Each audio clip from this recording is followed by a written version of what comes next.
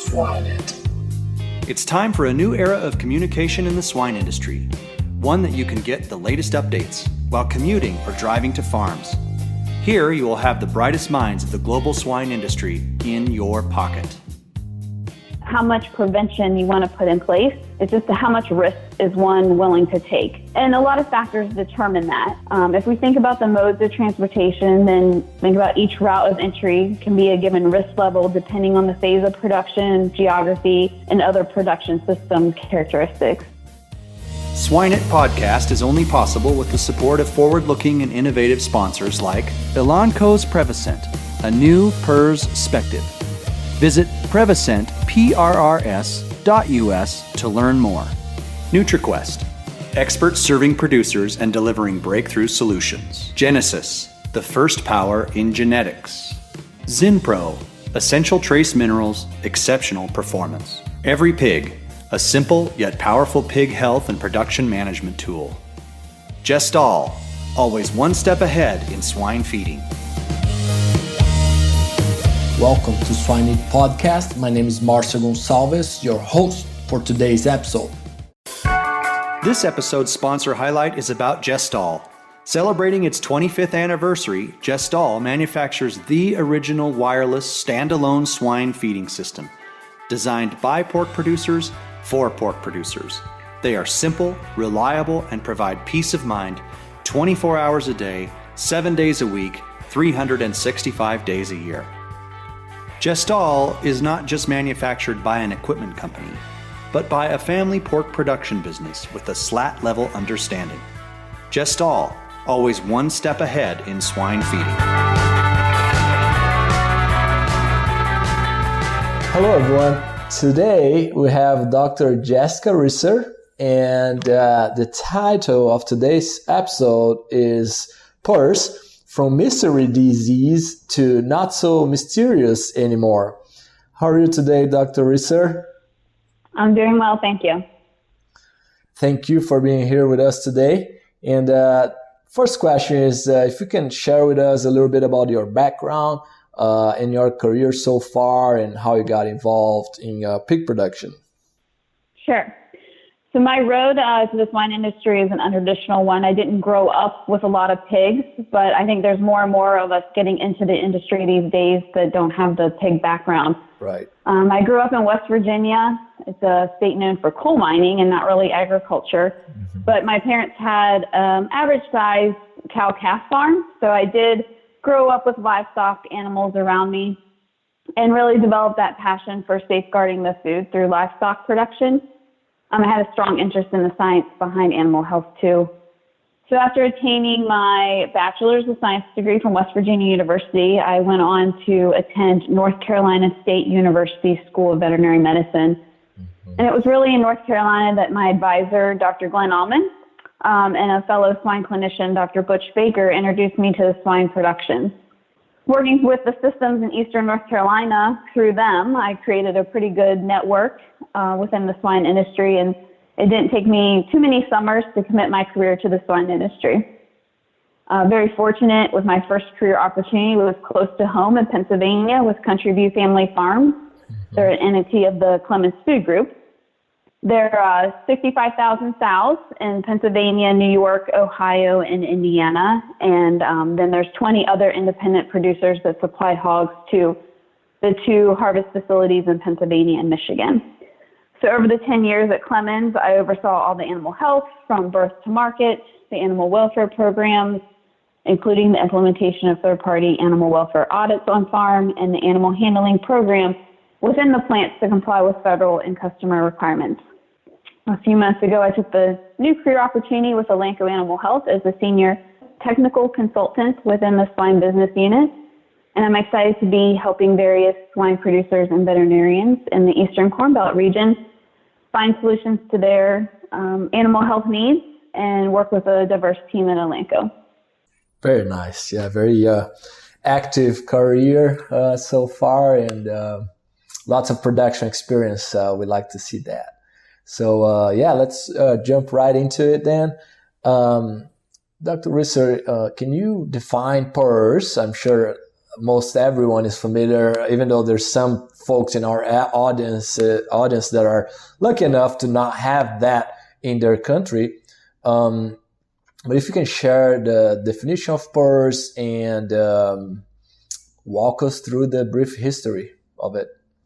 Yeah, so I'm young enough to be fortunate, or I'm not sure unfortunate, to know the U.S. swine industry. I've always known it with PRRS, I should say. I don't know it without PRRS. Mm-hmm. So it is really second nature to me to think about the virus and how it impacts our production and biosecurity. PRRS, or it's abbreviated PRRSV, stands for Porcine Reproductive and Respiratory Syndrome Virus. But before the etiology was determined in the early 1990s, the U.S. industry referred to it as mystery pig disease. Postulates were fulfilled in 1991 with the etiology being a previously unrecognized RNA virus. And so PRRS is a small RNA-enveloped virus, and it's highly host-specific to replication in the porcine alveolar macrophages and in macrophages of other tissues. It has been shown to replicate in testicular germ cells and infected boards as well. The nature of the RNA viruses is the rate of mutation and the ability of this virus to hide, I guess for a lack of a better word, then become reactivated under periods of stress, which adds challenges for producers and swine veterinarians in the control, management, and eradication of the virus from a herd. It will replicate in the macrophages of lymphoid tissues and then spread rapidly throughout the body by the lymphohematic route. And we can see typically peak viremia patterns are 7 to 10 days post-infection. However, the duration of viremia varies depending on the strain, the age of the pig, co-infections impacting the immune system, and several other items. But in some instances, the viremia can persist for 3 months in an individual pig. Very good. Thanks for that background there. And what is the economic impact of PRRS to the global swine industry? Yeah, so it's one of the most devastating diseases impacting the swine industry worldwide. In 2013, 𝐏𝐬𝐬𝐿 and others calculated the impact of PRRS to the U.S. swine industry as $664 million per year. That's around $157 per sow per year in the U.S. Mm-hmm. And then in Europe, it's been reported that average losses for PRRS outbreaks were estimated at 126 euros per sow. I tried to convert the U.S. dollars to euros just to see if I could compare a little bit. And if I did the conversion correctly, I'm not sure if I did or not, it would be the U.S. number would be around 146 euros per sow in the U.S. Okay. For their breaks. Very good. Yeah, it's a massive impact right there. And can you dive a little deeper on the symptoms and signs to watch for on PRRS? Sure. So you're getting to the heart of my production background and what I would be really looking for out in the field. And as I mentioned earlier, there's a lot of different pathogenic strains of PRRS because of its rapid mutation. So this will impact the type of clinical signs that are observed. And there's other critical factors that determining symptoms. Like I said before, the age of the pigs is pretty important. You'll see more severe signs in pigs that are pre-weaning versus post-weaning and later in grow finish or mature. It's also important to think about what other pathogens are endemic in the herd, and that impacts what clinical signs that you see in the barn. So mycoplasma, influenza, Streptococcus suis, Haemophilus parasuis, circovirus, all of those can impact the severity of the clinical signs in the barn.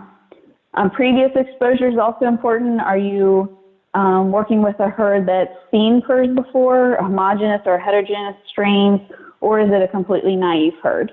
As the name of the virus indicates, porcine reproductive and respiratory syndrome virus, there's two body systems that are really impacted that you see visibly in positive animals. So reproductive signs are found at the sow farms and breeding herds, and these symptoms don't really come in any particular order or start in any particular area of the barn. It really depends on how and where the virus enters the farm. So if it's via people, supplies, transportation, replacement animals, all of those can determine where or how the the disease starts. So at the beginning of a break with sows, typically you have lethargy, inappetence, some mild fevers, rapid spike in abortions, and especially in that mid-gestation phase. And then as the virus enters the farrowing barn, you start to see the rate of stillborns and mummies and poor-doing pigs at birth rapidly increase. And then consequently, the pigs aren't nursing very well, and that causes further complications in breeding and conception in the next turn for the sows. So in my experience, strains with lower reproductive pathogenicity, the first symptom may not be anything with the sows. It may be an increase in pre-weaning scours of the nursing pigs. It really varies and can cause a lot of confusion on farm for the team as to what the root cause of the issue is and what their next steps should be. So sometimes it's confusing if they're dealing with PRRS or not. In mature boars, an early indicator is a dip in semen production or a spike in abnormal cells. So they too can be symptomatic or asymptomatic from the observation of lethargy and inappetence or fever. And the second part of the syndrome is a manifestation of respiratory signs, and these can be observed in both the growing pigs and mature swine. The severity is usually age-dependent as well as dependent on co-infections. Many people, I've heard folks in production say that I have coughing pigs, I must have PRRS, and that's not really true. So uncomplicated PRRS, where you just have PRRS virus in the pigs, they shouldn't be coughing. They're actually usually just lethargic and have an appetence and a mild fever. But those that are used to seeing influenza or many of the bacterial pneumonias with PRRS can see the coughing and some of the other clinical signs of the co-infection. PRRS by itself can have a lot of ramifications on growth performance, as the pigs will take more days to get to acceptable market weight, which for producers is a key performance indicator and very financially critical. So as I said, most PRRS positive pigs are complicated with at least one or not more co-pathogens, any of the influenzas, mycoplasmas, or many bacteria that cause pneumonia or polycerisitis. So often a producer and practitioners will observe clinically more of the endemic or co-infection ramifications. They'll see a spike in those symptoms versus that of just a PRRS virus. That triggers them to inquire more and dig more into why their pigs aren't responding to their normal treatment practices. Very good. Very, very clear. And what would be strategies to prevent PRRS? So prevention strategies, this is a really good question, because I would, as a practitioner, much rather prevent PRRS than have to address the aftermath of it in any part of production. So not all systems or veterinarians, farmers value prevention the same. So it's pretty similar to an insurance policy, how much prevention you want to put in place. It's just how much risk is one willing to take. And a lot of factors determine that. If we think about the modes of transportation, then think about each route of entry can be a given risk level depending on the phase of production, geography, and other production system characteristics. So think about lateral entry is through direct contact or indirectly through fomites that are carrying PRRS virus. I've often said that a fomite is anything entering the farm other than the pigs already residing at the farm. So you just think about that and think about all the steps that we put into place for ourselves to enter the farms and our supplies that we bring in or new replacement animals. We can also think about this on a global or individual animal perspective. So it's important to ask ourselves, what is the objective? Are the prevention or biosecurity practices limiting the disease entry into a country, a region, a state, a county, a farm, a barn on that farm, or a room, or maybe even just an individual farrowing stall? So there's various levels of biosecurity and prevention that we can think about. There's various aspects and dimensions that we can be considered and applied to PRRS or any of the other disease threats. And I just think about, and this is a little side note, but biosecurity and prevention practices for PRRS don't really only apply to PRRS. They can apply to a lot of other domestic and foreign animal diseases. So that's important to remember just with all the other disease conversations that are happening these days worldwide. But if we think about PRRS and think about fomites, so it's anything that can be carrying nasal secretions or any of the other bodily fluids that has PRRS in it, and then we start placing standard operating procedures at each of those locations and prevent the movement of those items, or at least the cleaning and disinfection of these items between sites. And a really good study that often resurfaces when we're talking about prevention, and it's a good one to scare people with, is a reminder of the snowball study that Dr. Scott D. had done early on in the PRRS investigation, in which he showed the mechanical transmission of PRRS that it can occur in normal swine production movements between farms and swine production offices during cold weather. So PRRS does survive longer in colder temperatures. However, it's been shown to impact farms in all weather seasons, and I highly recommend having biosecurity and monitoring practices in place all year round. Mm-hmm.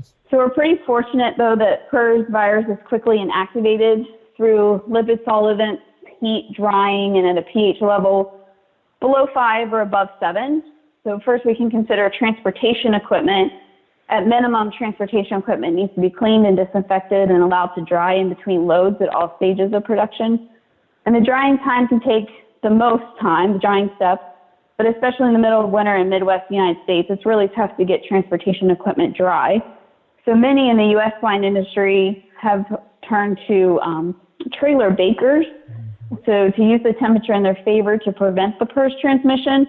So following routine cleaning and disinfection procedures, the transportation equipment is baked to a minimum of 140 degrees Fahrenheit and then held for a preset amount of time. I mean, I know not all farms have this equipment in place, but it's a pretty neat way to use technology and the characteristics of the virus being susceptible to drying and heat to prevent that transmission between farms. I mean, another way to do it if you don't have that equipment in place is to just restrict movement between farms and set a preset number of nights down away from pigs for equipment and people and supplies, so that everything can be cleaned and disinfected and have time to dry. The same cleaning and disinfection and drying procedures can be put into place for smaller equipment or supplies used in the industry. Many of our breeding herds have fumigation rooms in which small supply items are placed into and then fumigated or fogged with a disinfectant and then allow time to dry before they're entered into the farm. There's another technology that many farms use and has been shown effective for PRRS. It's ultraviolet light exposure. This is convenient for smaller supplies or personal items that are taken across the clean, dirty lines. And that, with clean, dirty lines, brings up another very critical piece to biosecurity. And clean, dirty lines we talk about a lot, and that's the pre-identified line that indicates a step or procedure needs to be taken. So depending on the stage of production and the type of programs the farm is under will determine the steps taken if there are various lines staggered coming into the site. As an example, a breeding herd may have 3 separate barriers to entry versus a finisher that's shipping pigs directly to market. So a breeding herd may have a gate at the end of the driveway to restrict any vehicle traffic on site or to indicate that if a vehicle is coming on site, it needs to be cleaned and disinfected. A second barrier may be that an individual getting out of a vehicle would put on shoe covers. And then third, before they enter into the farm, they may have to shower and change into clothing that's farm specific. Whereas at a finisher that has market animals, there just may be that last barrier of a clean, dirty line where they're changing into farm specific coveralls and boots. So there's differences of how many steps we put into place considering what the life cycle of the pigs are on the farm, if it's continuous flow, a breeding herd, if it's all in, all out by site, if it's fair to finish, fair to wean, wean to finish, a nursery, or just finishing. All of those have to be taken into consideration when designing the biosecurity program for a farm, and even inside a farm too. So we don't want to forget about internal biosecurity, and those internal biosecurity procedures really become really important when we're talking about that we've had a break, and then we're trying to minimize movement within a farm or just in different barns on the same site. So those are important procedures in place between animals on the same farm. We can also think about natural barriers. Probably not enough credit is given to those, or maybe lack thereof some natural barriers in some parts of the U.S. industry. So in my part of the world where I was practicing, there's mountains and trees and shrubs, and we took those to advantage to change the airflow to and from farms and create a natural filtration system. But in geographic areas that are flat and without natural barriers actually tend to be where most of the dense hog populations are in the United States because of the availability of grains for feed. So farms in those regions are more likely to build some positive filtration systems just because they don't have the natural filtration systems around them. And that helps to prevent the aerial spread of PRRS between farms. That's very interesting. And it made, I think about some farms in Brazil where there's a lots of trees around the farms and like a natural barrier. But you made a good point. A lot of the pig dense areas in the U.S. don't have that naturally there, so it'd be expensive probably to plant those as well. And take up a lot of important grain crop land. Yeah.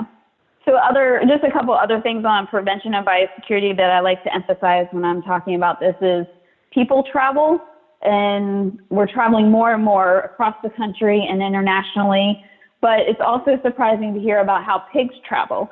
So, pigs are getting on airplanes as well these days, so we can't drop the ball on asking about travel internationally across the country or even local travel into livestock auctions or fairs. We also want to think about when we're purchasing animals, where are they coming from? What is their herd status or pathogen risk that we're going to be bringing in? So it's always important to have those veterinary discussions between your veterinarian and the veterinarian of the source herd to understand those risks that we would be bringing into our herd. And then lastly is diagnostic surveillance. Not really prevention, but more of a monitoring of the herd statuses and understanding risk of spreading of PRRS from farm to farm. And there's some really easy technology with the oral fluid technology for folks to get samples of various ages of pigs on a routine basis.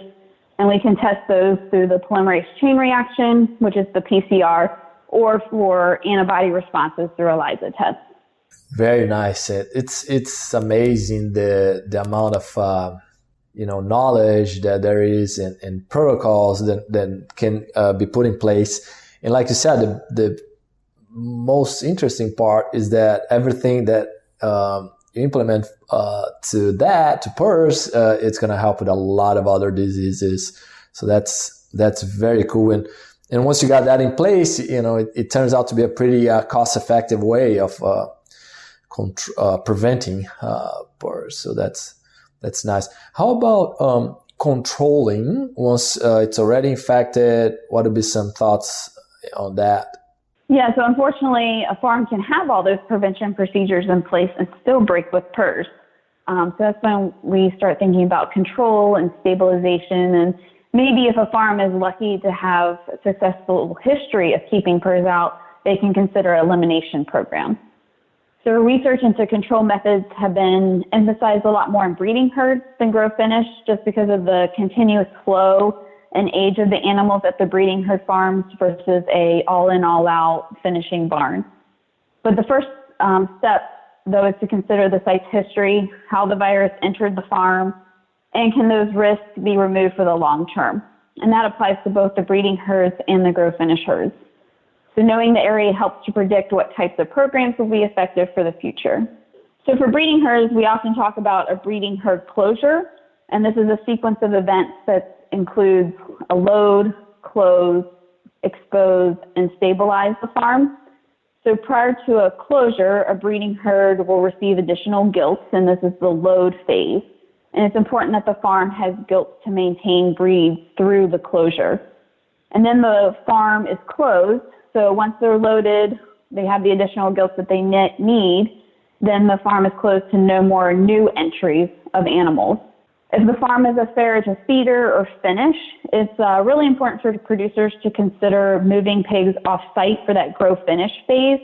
And the goal with that is to minimize the number of animals on site that has less exposure or a more naive immunological status to the particular virus, because you really want to be able to get all of the animals on site at the same exposure and the same immune status to that particular virus. And next is exposure. That's how we're going to do it. These methods have evolved over time for breeding herds. However, multiple breaks and control strategies have shown that all the animals on site really need to be exposed to the live virus or an attenuated virus of similar genetic characteristics. A vaccination of all the breeding animals on site with a commercially available modified live vaccine is the most common route for this exposure. And then the last step is stabilization and monitoring through the remainder of the herd closure. And this is where the internal biosecurity practices become pretty important. In the mid-1990s, the term McRebel was coined by Dr. Monty McCall, and the procedures focused on minimizing transmission of PRRS within the farrowing barns, between litters of pigs, and this is especially during standard operating processes such as ear notching, tail docking, and injection of medications and vaccines. So during this phase of the control, attenuated modified live vaccines also continue to be utilized to reduce the shedding of virus within and from the farm. Herd closures are monitored through the piglet viremia at birth and at weaning, and they're the most naive animals on site with the least established immune system to fight the virus. So ultimately, at the end of a herd closure, with the purpose of elimination, the piglets need to have shown a consistent negative by PCR throughout the pre-weaning phase. And the length of time it takes to accomplish this is really strain and herd specific. There are very pathogenic strains that move fast through a population, while others take longer to move and develop that immune response that's needed. So I mentioned the PRRS attenuated or modified live vaccines used in stabilizing breeding herds, but these can also be used and are commonly used in administration to piglets that may be negative or positive at the time of weaning, but are being transported and grown out in positive geographic areas. So these vaccines have shown to reduce viremia, decrease shedding, and improve the growth of the pigs through market. Very interesting. That makes total sense, Jessica. What would be the latest and deepest understanding of PRRS today? In other words, what's new with PRRS? Yeah, so there are individuals who have dedicated their careers to studying this virus. And if you think about it, over the last 30 years, the industry has obtained a lot of scientific literature on various aspects of the virus, the diagnostic tools, prevention strategies, as well as control and management methods. And so the unique or maybe frustrating trait of PRRS and the disease that manifests is the variation in change. It seems from the perspective of me being a recent practitioner in the field, it was as soon as we thought we had it figured out, it changed, it mutated or recombined with something different. And so it alters the pathogenicity, or we find it in a new location that shifts our risk level for transmission to naive herds. So more recent technology that's being applied to the field is whole genome sequencing. And traditionally, the 𝘫𝑂𝑟5 gene of the virus is what was sequenced to determine if a clinical picture is from a different strain, or if it's a similar strain of a previous break within the system or an endemic strain. But what we're finding is that strains aren't matching. What we're getting on our sequence isn't matching what we're seeing in the field from our history. And a lot of the large production systems and veterinary clinics, they use a lot of big data sets to connect the sequence of the 𝘫𝑂𝑟5 to the performance of the pigs of what they're seeing in a lot of the clinical history and diagnostics. And we're starting to build this picture. But then when it doesn't match up over time, we're starting to ask a lot more questions. And in these cases, the whole genome sequencing is warranted, and it's helping us to understand that whole virus of more specifically about, is it recombining with other strains? And I hope that we can also learn a lot more from it. I think there's a lot more that we can learn about pathogenicity, and then even more about the strain itself. Is it going to elicit more of a reproductive or a respiratory clinical picture? I mean, I think there's a lot more that we can learn from it, but it's a new diagnostic tool that is getting closer to the field, to the pig. And then a second area of research that I don't know that we have a lot of information on, but there are people working on it, is the question regarding how PRRS virus takes advantage of the pig's immune system. And are there technologies or methods that we can actually block that and use it as a more broad spectrum intervention? Very good. If you could write one thing about PRRS on a billboard for all pig producers and swine professionals to read when they're driving, what would that be? Yes, I'm not a real big marketing creative person. I tend to lean more on the technical information. So this was probably the hardest question that you had. I thought about it, and I just came up with safeguard your barn, PRRS is changing. Interesting. Very good. Anything else on PRRS, Dr. Jessica, before we move to the 3 questions that we ask every guest? Hey, so I just thinking through these questions and preparing for the discussion, I really stopped to think about, I hear a lot of presentations from leadership development on the different generations of people. And so society categorizes generations based on what they know or have experienced. And I just think about the new practitioners in the field today. Even myself, I've was in practice for 10 years, and we don't know a U.S. swine industry without PRRS. And so there's a few of us that can remember when circovirus came in, before the vaccines were available, and we can remember life before porcine epidemic diarrhea, but fewer and fewer of the swine industry remembers life before PRRS. And so I've heard many people say that we have it and we have to learn to live with it. But I really do want to see us challenge ourselves as an industry that we can get back to maybe living without it again. And so I believe it is important for us to continue to share experiences and learnings from the early days of the mystery pig disease and apply those to new technologies and diagnostics that we have to really push ourselves forward. Very nice. Yeah, I think that's an honorable goal to have for sure as an industry. Since 1971, Zinpro Corporation has focused on one thing: trace mineral nutrition. As the most research-proven organic feed trace mineral products in the industry, Zinpro Performance Minerals deliver performance and profitability to swine operations around the globe.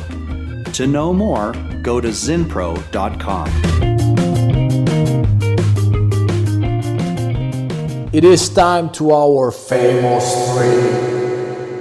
What is your favorite swine-related book?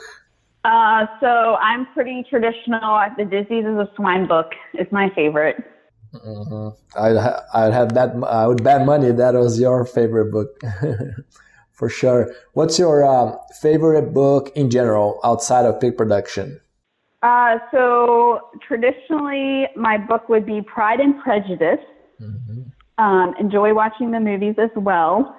And that's by Jane Austen. But more recently, a really good book that I've read that can apply probably more to others is a book called Never Split the Difference. It's by Chris Voss. Very good. It's about negotiation, just in life. I mean, even I listened to him speak, and he taught me how to negotiate with my 3-year-old at bedtime to get him to go to bed. So it's a great book for life. Very nice. I love that book as well. Yeah, his experience as, I believe it was FBI, right? The best negotiator from FBI is amazing. Correct. Yep. Very good. And lastly, in your opinion, what separates successful swine professionals from those that are not? So I really believe in proactive adaptation to change. So not being reactive, but really thinking ahead, looking towards the future, or predicting what changes are coming. Very nice. Very good, Dr. Jessica. We appreciate your time today. Thanks so much, and we'll be in touch. Okay, thank you.